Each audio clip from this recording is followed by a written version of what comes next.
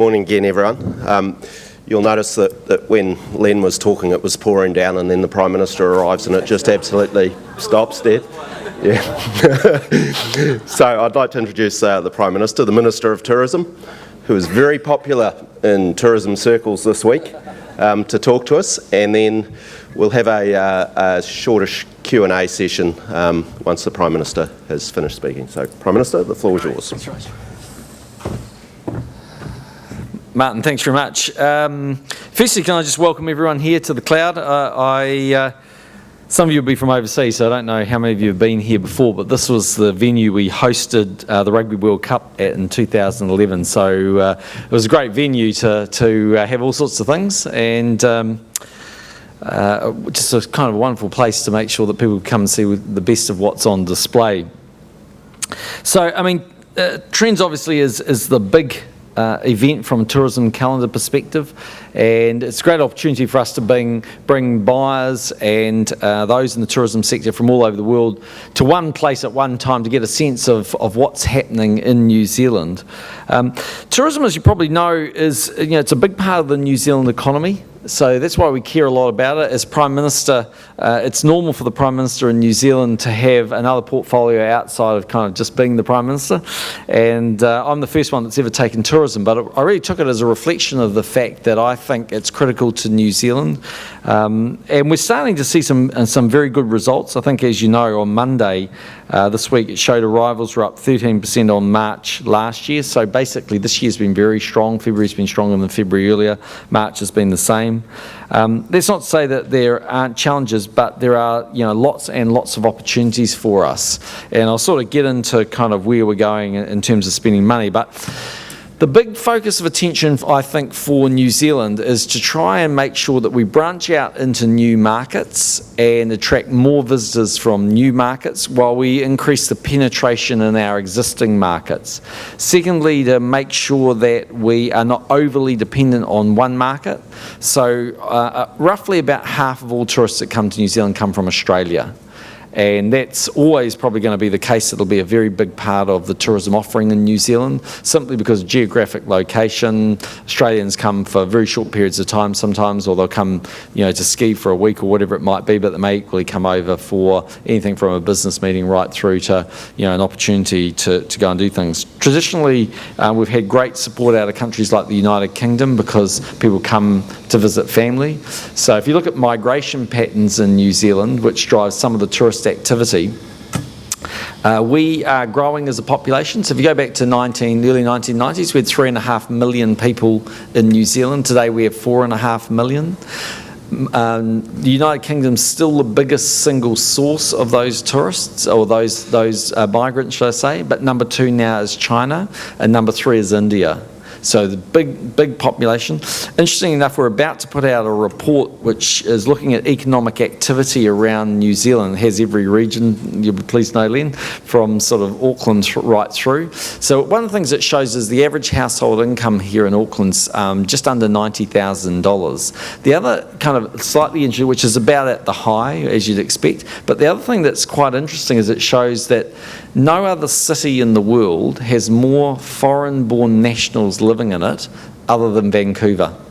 So number 1 in the world's Vancouver, number 2 is Auckland. So there's a lot of, there's a big Chinese community here, a big Indian community, people from, well over 100, I think 150 nationalities living in Auckland. And that is driving some of the sort of tourist flows that are taking place.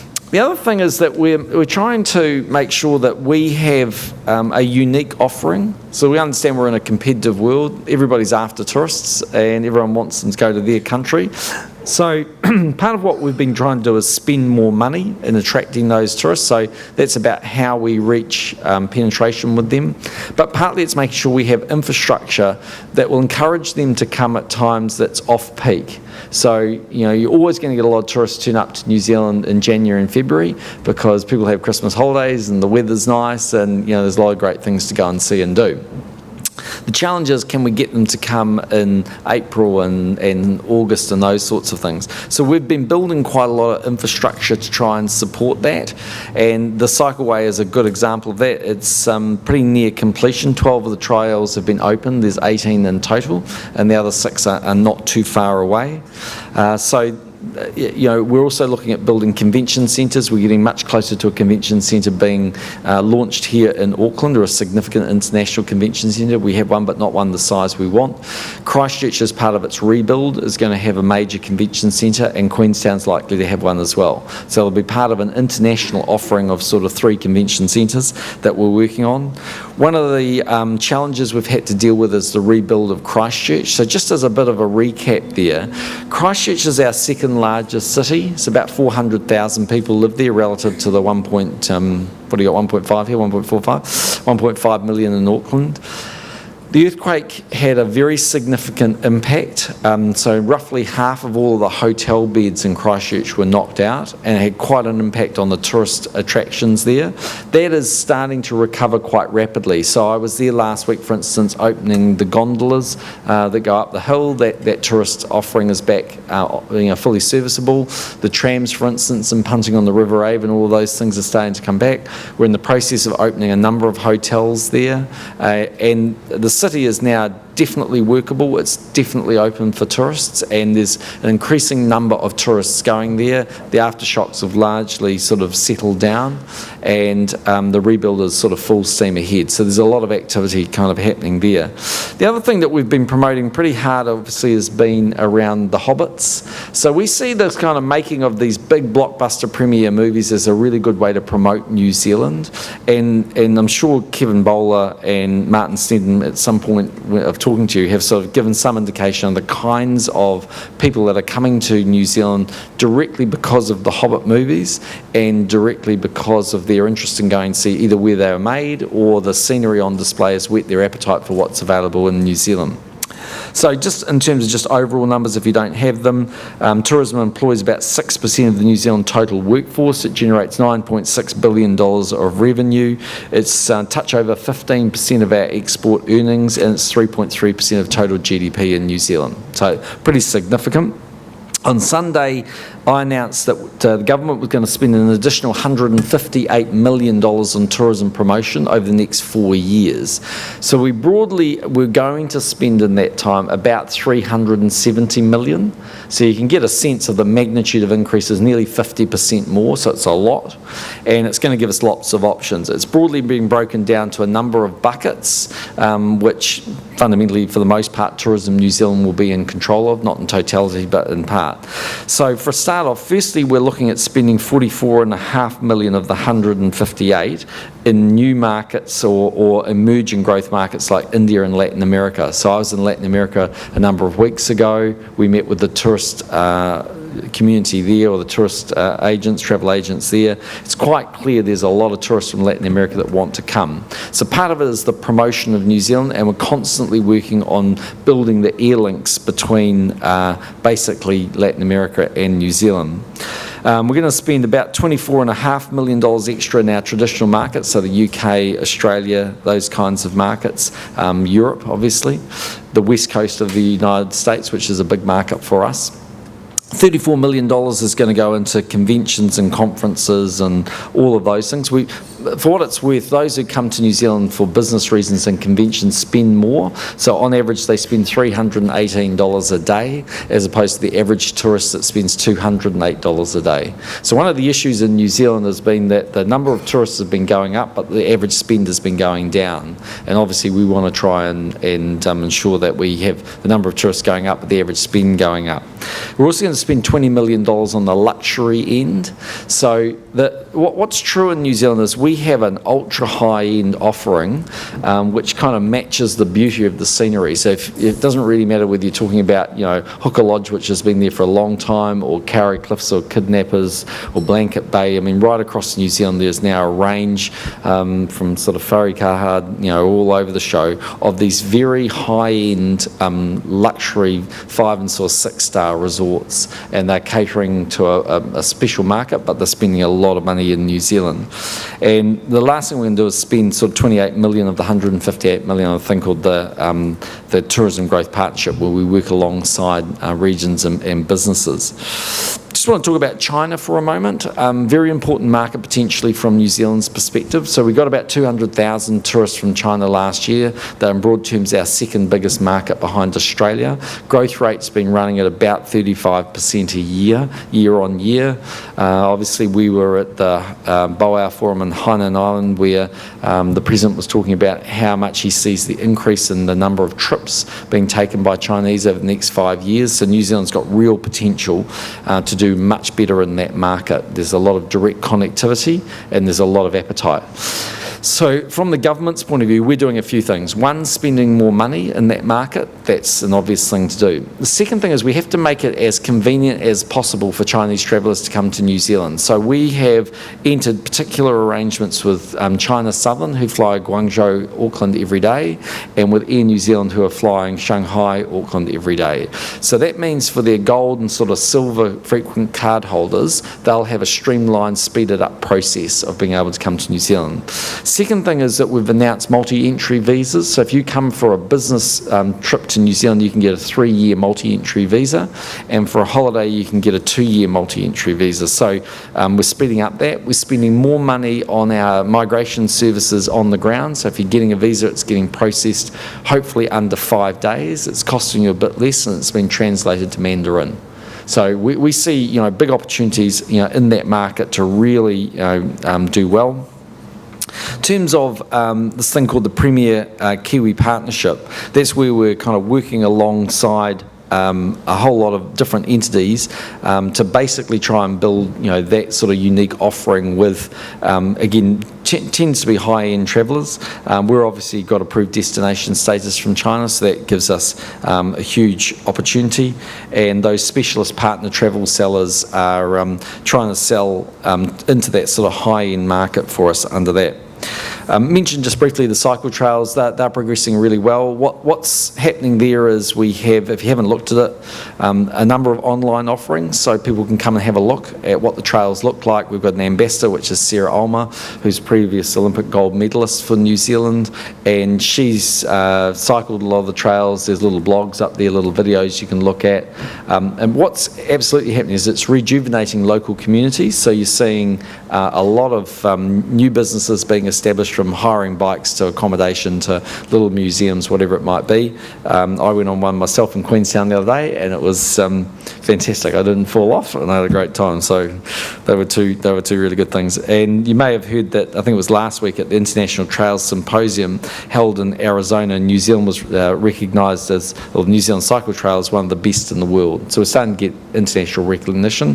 The other thing is that they are some of the trails use Department of Conservation land in New Zealand, so they're access into our dock estate, which is not always easy to get into. It just depends on where it is. So it's really opening up unique bits of the landscape in New Zealand.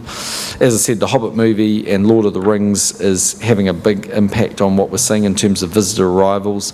Quite a number of people indicating that they came for that reason. Christchurch I've sort of touched on, the convention centre I've touched on. Let me just sort of finish on a couple of things, then we can take any questions you want. The first thing is that adventure tourism for a certain sector in New Zealand is a big part of the offering. So lots of people come to New Zealand to throw themselves off a bridge, out of a plane, whatever it might be, have some sort of daredevil experience, and go home with the kind of DVD and the pictures and have a great time. Funnily enough, my wife was just watching TV when I got home from some function I'd been at Friday night, and she was watching the International Travel Channel, and there were a couple of Canadians who'd been in New Zealand and Queenstown who managed to throw themselves off everything you could have ever imagined. So you can kind of imagine the profile it gets and the number of people who do that. There have been issues in New Zealand from time to time around the safety of those adventure tourism experiences. So what I guess I want to give you an assurance of is that the government takes the safety of people going on those adventure tourist attractions very seriously. So we have changed the regulations around that industry, the way that industry is audited. For the most part, it's had a very good safety record, and the vast overwhelming bulk of operators have been world-class, doing a good job for the people that go on their attractions. But one or two people have let the side down, and we can't put up with that. It's unacceptable to the government because we need everybody that comes to have a good experience. In life there are always risks. You know, you can fall off a quad bike or you can have a problem. That is true in any country in the world, but it can't be because we don't have the world's best safety standards for those attractions. So that is one thing we've been doing a lot to improve. And secondly, one thing we've been working very closely with the industry on is to make sure they fully understand what their drug and alcohol policy should be for their employees and that they're following those drug and alcohol rules properly. So that's one thing. The second thing that's had a little bit of media coverage internationally has been around just general safety and security of people coming to New Zealand and their possessions. So, you know, do they get mugged or do they get burgled? They're the kind of issues. And the answer there is, again, for the most part, people come to New Zealand, they're very safe, they have a good time, there are no real issues. But there have been one or two highlighted examples of where tour buses have had break-ins and the likes. So again, we've been working with the police to make sure that they're very active. They're working with the council and the operators to make sure that the tour operators are absolutely aware and vigilant about what they do, that they lock the buses, that there's often someone looking after the bus to make sure they're okay. And again, we take it very seriously if a tourist comes to New Zealand and has a bad experience. Again, there's always a risk in any part of the world. You can walk down the road almost anywhere and have a problem. But for the most part, New Zealand is a safe country. Our crime rate, believe it or not, is on a 30-year low in New Zealand. So we think we're doing pretty well in terms of crime. And if you measured us compared to any other international city in terms of Auckland or most other countries in the world, the crime rate is very low and the risk to someone being here is extremely low. But there are just 2 points I just wanted to make that we take that stuff seriously. So that's probably enough for me. Thanks. Happy Thanks, to take any questions you might want. We'll do a Q&A now. Rose has got a microphone, and so if you want to ask a question, if you could just identify yourself and then. But just to kick off, we've had a couple of questions submitted by international journos that are here. One of them, you've talked about the new focus on India. What do you think the key factors are to help us crack that market? Yeah, so a few things. I mean, firstly, if you look at the Indian migration stats to New Zealand, a lot of them are young people coming to undertake language training and, but actually graduate studies in New Zealand. So a lot going to our universities, and they are then forming often their home in New Zealand. So basically the way it works in New Zealand, if you want to migrate to New Zealand as a permanent resident or ultimately as a citizen, we have what's called a points-based system, and we give you points relative to a whole number of different factors, and they include your tertiary qualifications and your age and all of these things. So if you happen to come to New Zealand and study in a New Zealand university, the probability of you getting permanent residency is extremely high. So you're seeing a lot of Chinese and Indian graduates who are going through our universities who ultimately decide to stay. That then brings a lot of tourists for their family and friends who come over, and often their parents will come and migrate under family reunification rules and the likes in New Zealand. So that's one thing. The second thing I think we'll see in India is an interest around particular events. So Cricket World Cup, which has been co-hosted by New Zealand and Australia, big event for 2015, and I think you'll see a massive number of tourists coming for Cricket World Cup from India and the likes. And thirdly, just generally, they come at sort of the off-peak time, because it's obviously very hot in India, and so it's a time to come to New Zealand and sort of enjoy what we have on offer, which is quite different from the offering they have there. So we just got to keep working on those people-to-people links. Right. Yeah, Alan Wood, Fairfax Media. Prime Minister, I was just going to ask, you mentioned the convention centres and particularly my interest, Christchurch and Queenstown. Can you give some sort of indication of the government funding for Christchurch and when you hope to see the first bit of the ground moved on that Yes, hot project? turn. Okay, so in Christchurch, obviously the location has theoretically been identified as part of the CBD plan, rebuild plan. In terms of money, those negotiations are ongoing at the moment between the council and the government and other interested parties. So we are progressing that, as I understand it, probably likely be part of a broader offering, potentially around hotel complex and the likes. So that's one thing. In terms of so that's work in progress. We'll know sooner, hopefully, as opposed to later, but we're working on it. In terms of Queenstown is going through a process at the moment, as I understand it, where it is going through a sort of draft design and consultation process. The council has identified land, and the land looks like it could be consented quite quickly. They haven't formally come to the government for money yet. But my guess is they probably will, from everything I hear every time I'm down there. So the best way to describe that would be, we wouldn't fund the bulk of the convention centre, nor does it look likely that we would need to, because there are quite a number of interested parties, but we're not ruling out putting in some cash. Prime Minister? Yeah. Prime Minister, you just mentioned the increasing of the Chinese visitors. Right now it's about 200,000. So you say in the next 5 years it could be more than 1 million.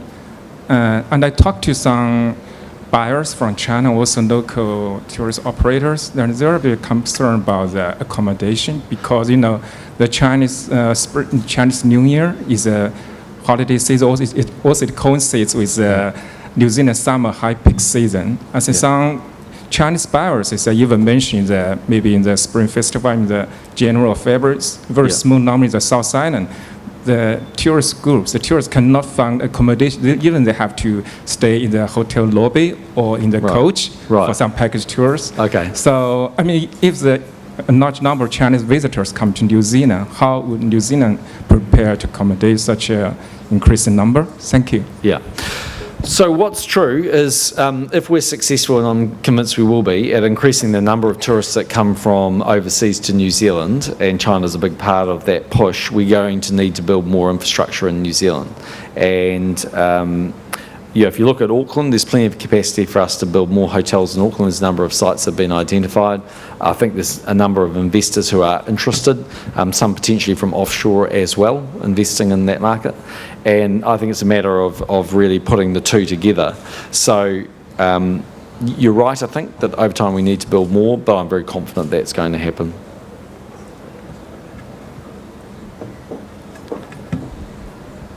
Matt Lennon from Travel Daily in Australia, Prime Minister.